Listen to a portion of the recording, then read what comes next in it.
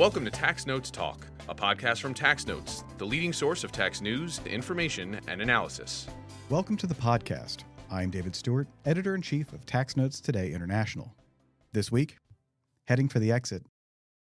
Former IRS Commissioner Billy Long's recent departure was yet another in a long line of high-ranking leaders leaving the agency since President Trump returned to office.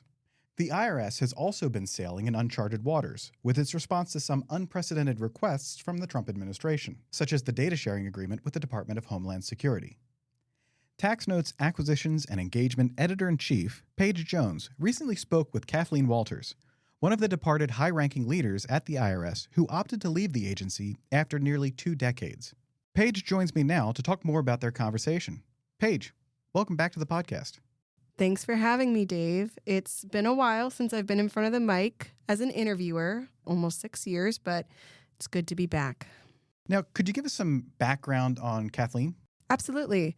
So Kathleen describes herself as not a tax person, but she was at the IRS for almost 2 decades. She worked in a variety of roles at the agency, anywhere from legislative affairs and human capital to most recently data privacy. She stepped down from her most recent role at the IRS as Chief Privacy Officer in April, following the agency's agreement to share immigrant tax data with DHS.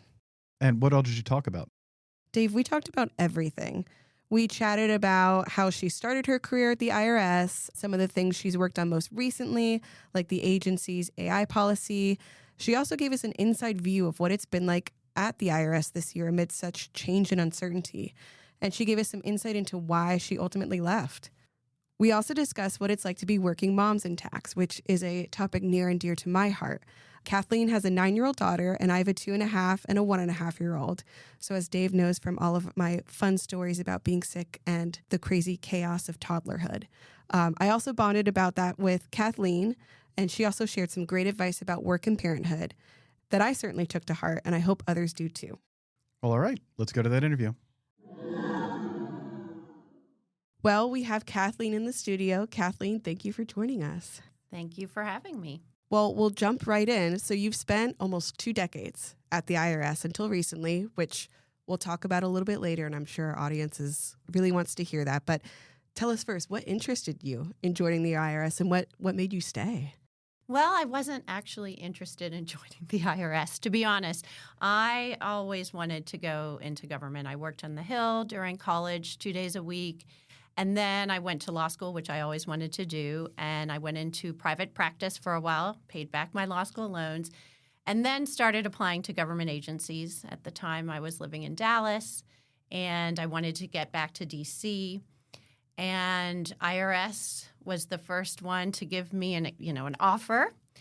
I was in legislative affairs, and the director of legislative affairs at the time was just an amazing man.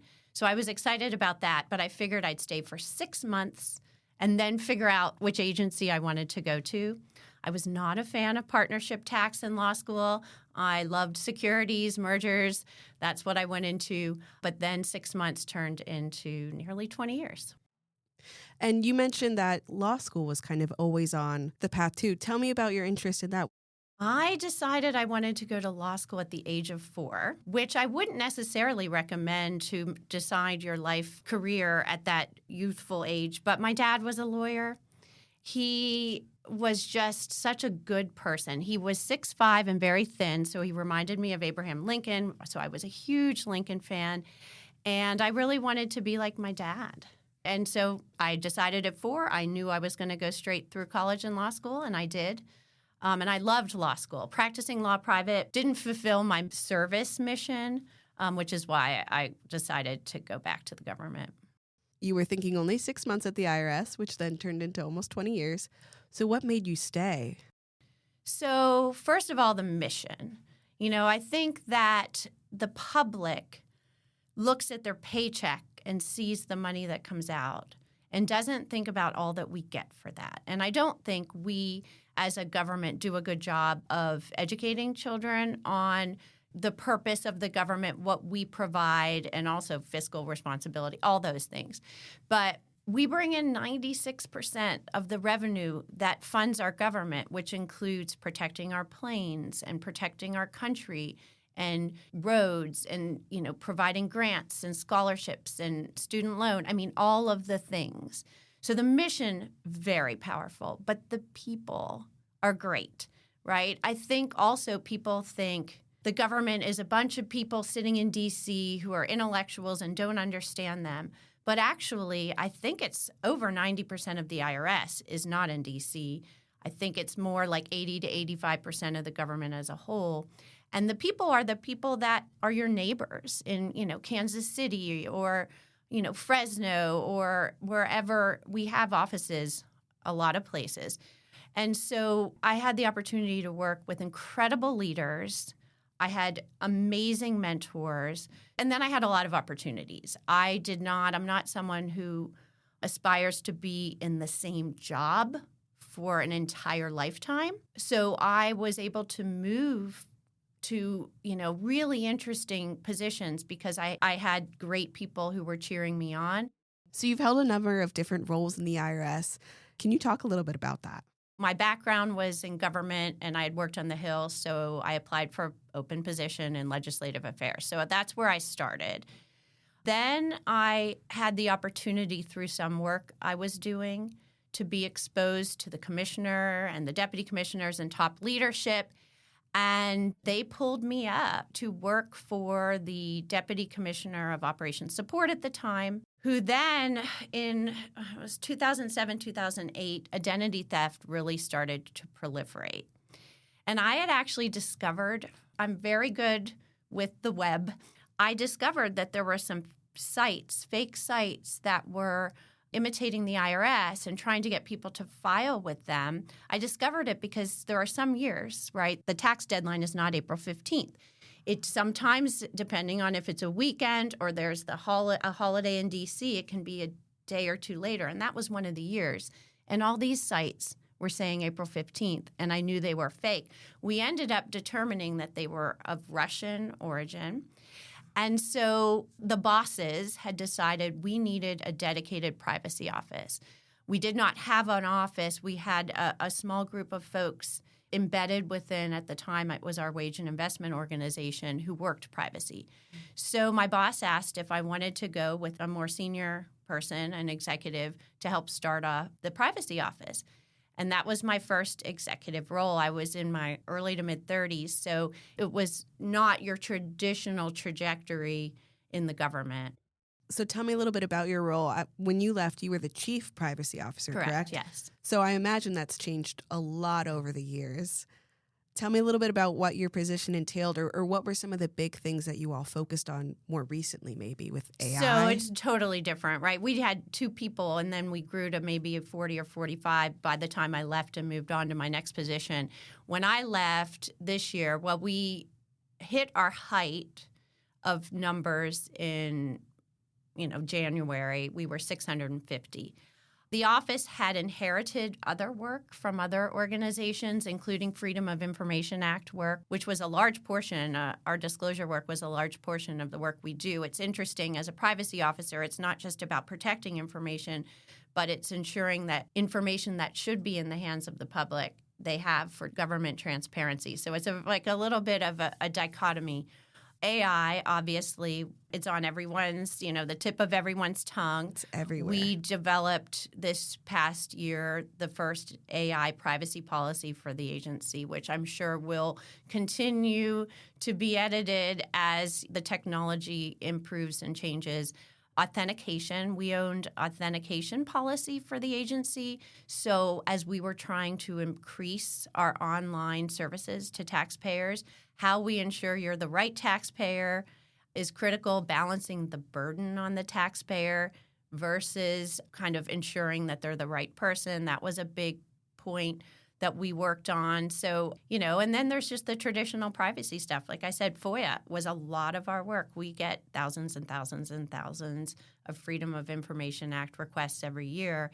And the law requires a response within 20 or 30 days, which I believe doesn't necessarily reflect the complexity and the volume that we may have on any one FOIA case. So we spent a lot of time on that as well. Here at TaxNotes, we have put in FOIAs to the IRS, and so I'm sure we created more work for you. But similar to you, it was in the interest of getting that information to the public. And so I think sometimes we could maybe be at odds, but I think ultimately working towards the same goal. Right. The goal is that being transparent where it's appropriate under the law. So absolutely. I mean, I do think it's a very important and right now, with everything going on in the government, I think it's even more important to know exactly what's happening. Yeah, so let's dig into that a little bit. It's been a tumultuous time at the IRS with the changes in leadership, the staff reductions, and now just recently we have the news that they're calling some people back. What has it been like at the agency from your perspective before you left, or even now with knowing people who are there? It's challenging. I mean, we've been through a lot of challenging times, and IRS employees, I would say government employees as a whole, but I can speak personally, IRS employees are incredibly resilient, but there's only so much, right? We are on our 7th commissioner/acting commissioner since January, and the turbulence at the top has a trickle-down effect. A lot of uncertainty, a lot of fear for jobs, right? Are they going to do RIFs? They were going to do RIFs. They're not going to do RIFs. Now they're hiring people back. It's not a healthy working environment for people. And, I give my thanks to those who are still there trying to fight the good fight for the American public because it's tough. Tell us a little bit about your departure, because I imagine you must feel a little conflicted leaving at a time when leadership is changing and leadership is paramount. Tell us a little bit about your feelings. I was very conflicted. I've said it's the easiest and the most challenging decision I've ever made. I've worked if you go back to my Hill time, pretty much every administration or with every administration back to Clinton. And my job has always been to implement the policies of the administration. IRS is an administrator, right? We enforce the laws, we administer them. We don't make the laws and we don't make the policies. That's the Department of the Treasury and above, right, and the other agencies. Plenty of times, all administrations, there were things that as an operator, right, you look at it and you're like, this is just not going to work, right? Because you've got a lot of people setting policies who are brilliant, but they've never run a complex operation. But it wasn't illegal, and we implemented, and we were usually, it didn't really work. But I was asked to do something and lead something and be part of something that at the time we had an opinion was not lawful. I have a clear boundary, not only because of my oath as an attorney, but also my oath as a federal employee.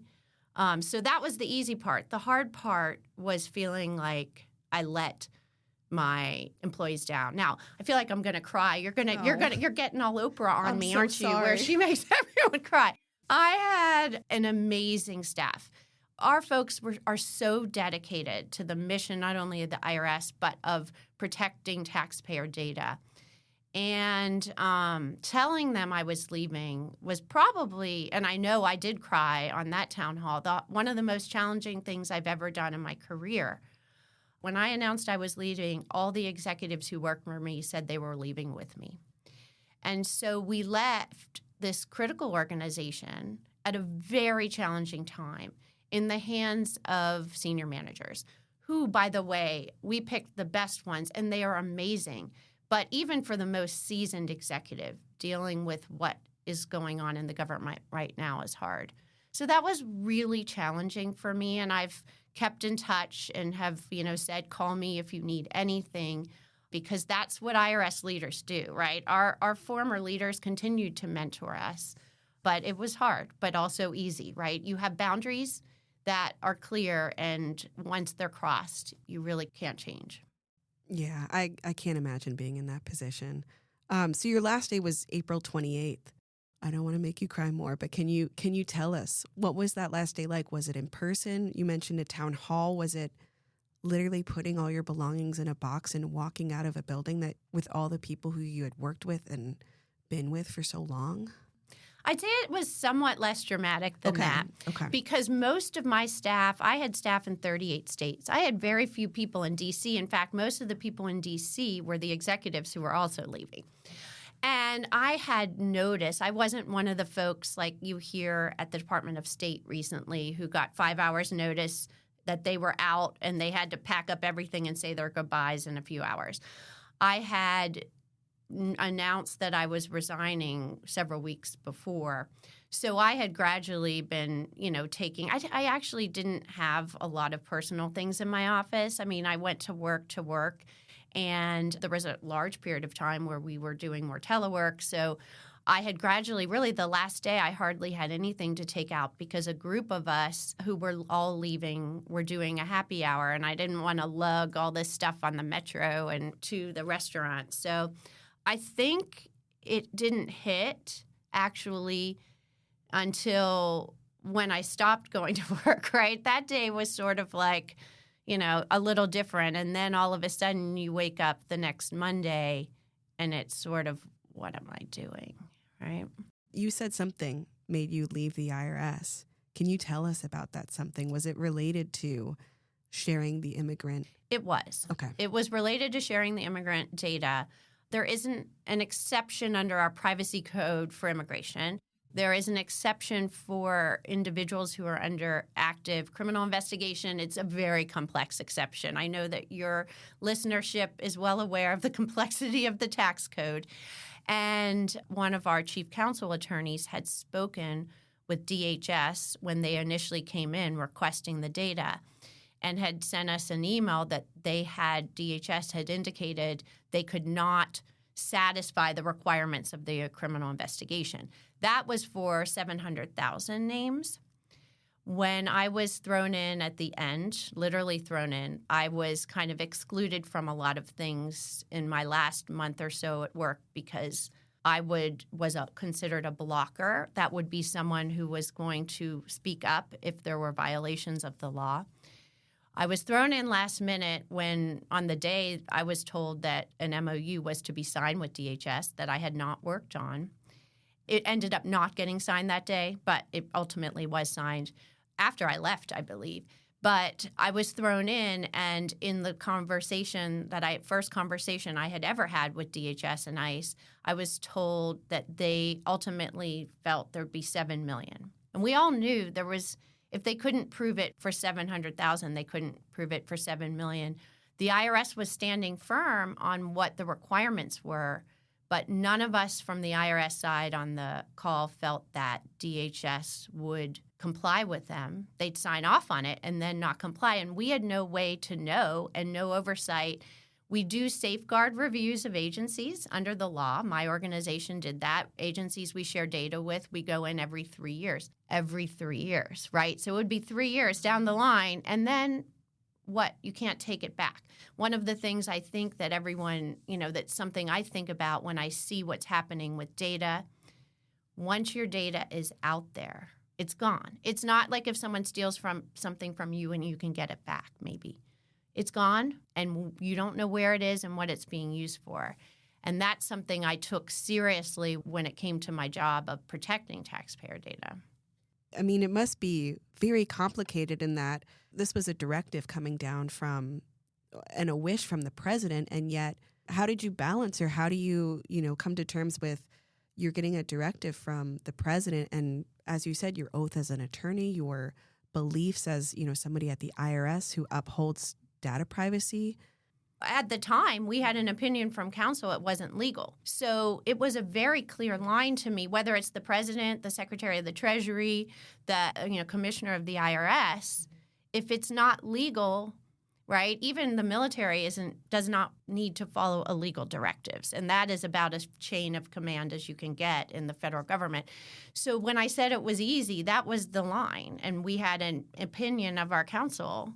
That decision was only hard because of the people, not because of what I was being asked to do. It was very clear at the time it was not legal.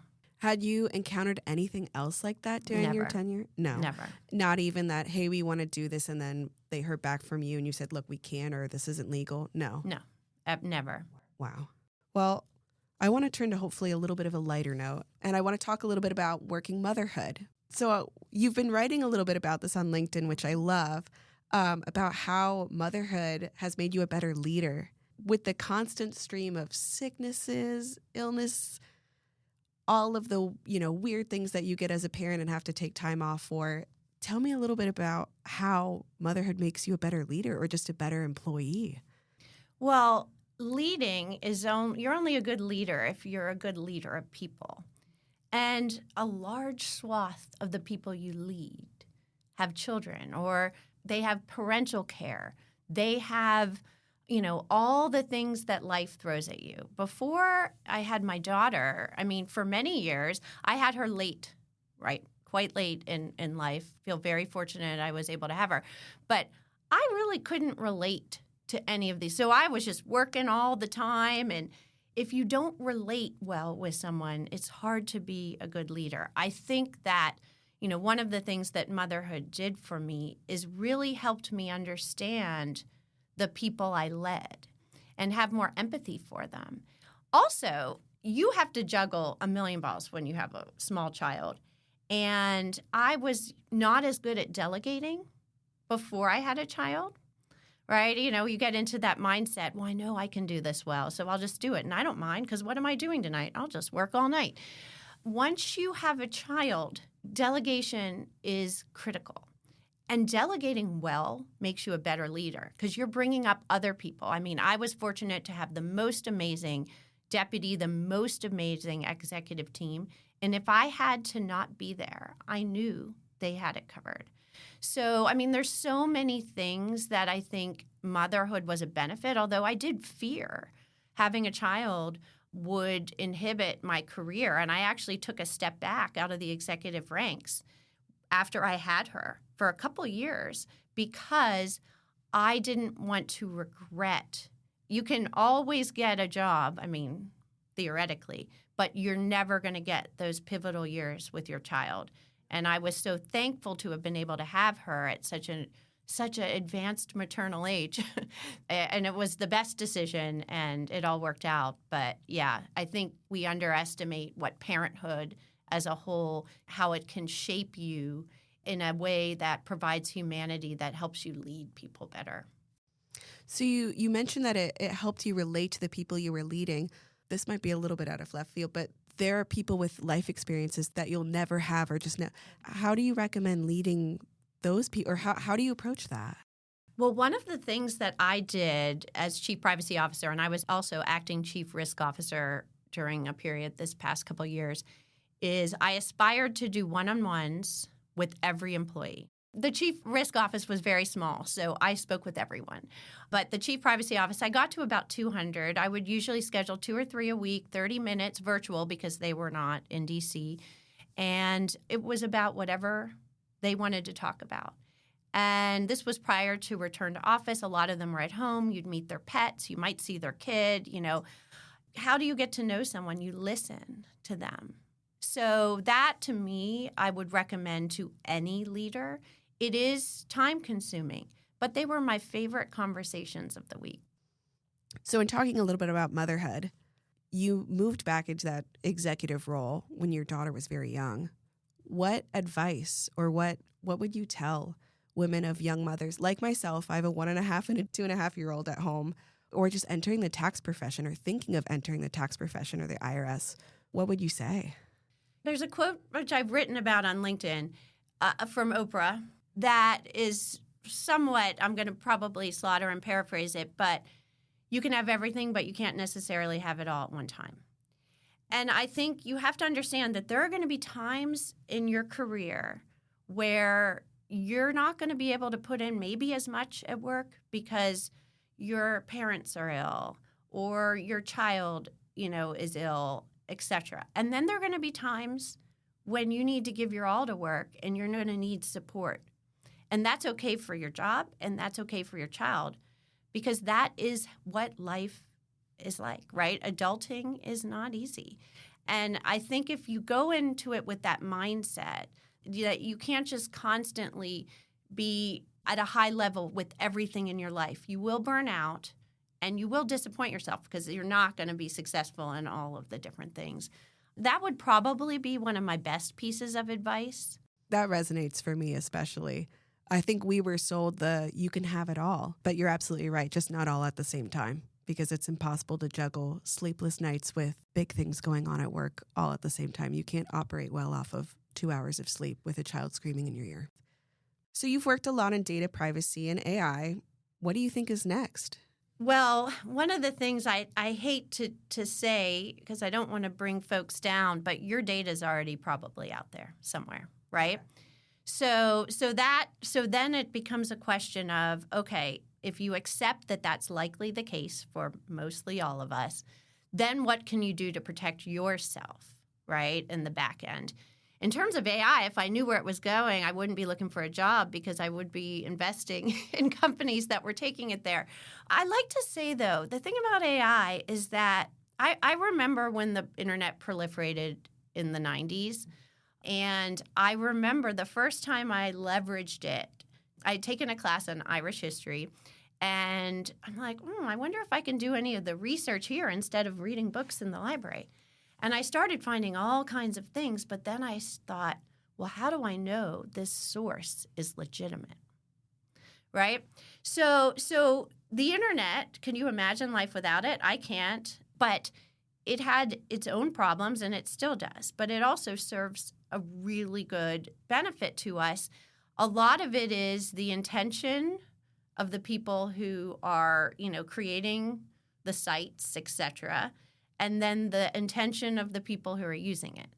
AI is not that different. It's just that the technology is much more complicated. And one of the things I'm concerned about, if AI is pulling data from everywhere to get us, answers, there is a large volume of misinformation and disinformation, right, like out there.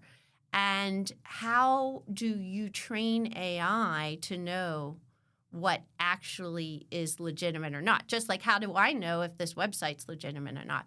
So some of the foundational issues with AI are not that different from foundational issues that we've had with other technologies. It's just a little more complicated, and the speed of the progression of AI is exponential. So that's a challenge for the government, which tends to work slowly on regulating things. So I'm going to ask the question that everybody wants to know. What is next for you?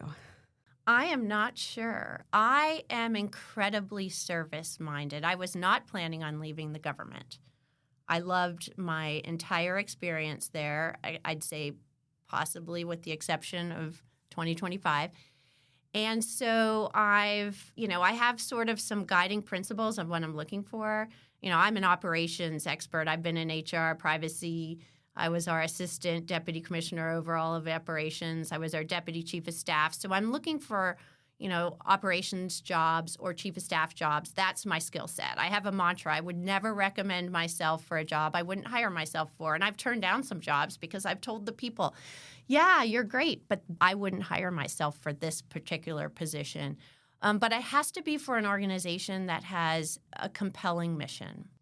So do you imagine that you'll return to the federal government? If not immediately, maybe I 100% want to return to the government in the future to help rebuild and kind of fill some of the gaps that we've realized are in the law and even in our potentially Constitution, which I hate to say, sorry, Founding Fathers, but there are some things that I don't think they anticipated, and we are experiencing that now. So there's no question in my mind I will go back to the government someday in some capacity. And I was 23 days shy of early retirement, which would have meant I would have had health care and everything after. The silver lining in that is because I didn't qualify, I can go back. And you mentioned that there are some changes in the law. Can you tell us a little bit about what you're thinking if and when you returned, or we'll say when and maybe manifest that a little bit? What would you look at changing immediately? What do you think is the biggest thing that if I get back, this is what I want to do? Oh, well, that's a complicated question. I don't know, because I don't know where we're going to be at that point. I know where we are now. I don't really have a vision for what the future is going to look like. But what I can say is, as we've learned, separate but equal on its own seems like a wonderful concept. But if you have separate but equal, then who's the decider? We've always accepted the Supreme Court deciding. But separate but equal doesn't necessarily mean that's the case. In fact, back in 2000, whenever the Supreme Court decided the presidential election, I remember having a conversation. I'm like, Gore was part of the executive branch. He was vice president.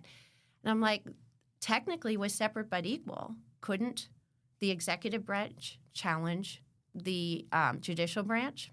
We've always accepted the Supreme Court as sort of the end of the story.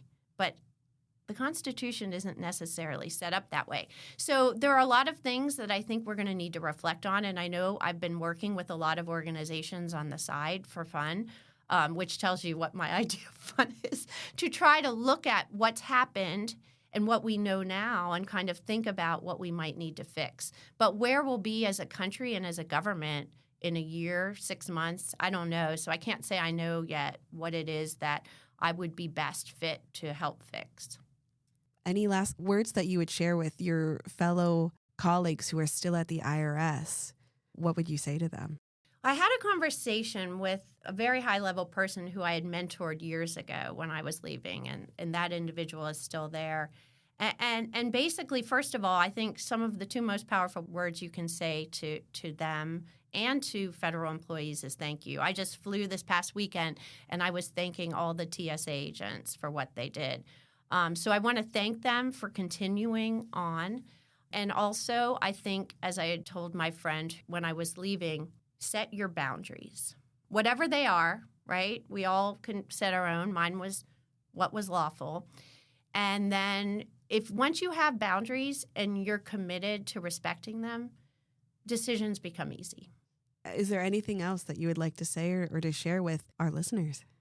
No, I just want to thank you for having me, and I really appreciate it. Thank you for coming on. That's it for this week. You can follow me online at TaxStew, that's STEW, and be sure to follow at TaxNotes for all things tax. If you have any comments, questions, or suggestions for a future episode, you can email us at podcast@taxanalyst.org. And as always, if you like what we're doing here, please leave a rating or review wherever you download this podcast. We'll be back next week with another episode of Tax Notes Talk. Tax Notes Talk is a production of Tax Notes. You can learn more about us by visiting www.taxnotes.com/podcast. When major media wants the straight story, they turn to Tax Notes. Thank you for listening, and join us again for another edition of Tax Notes Talk. Tax Analysts, Inc. does not provide tax advice or tax preparation services. Nothing in the podcast constitutes legal, accounting, or tax advice. A full disclaimer is included in the transcript.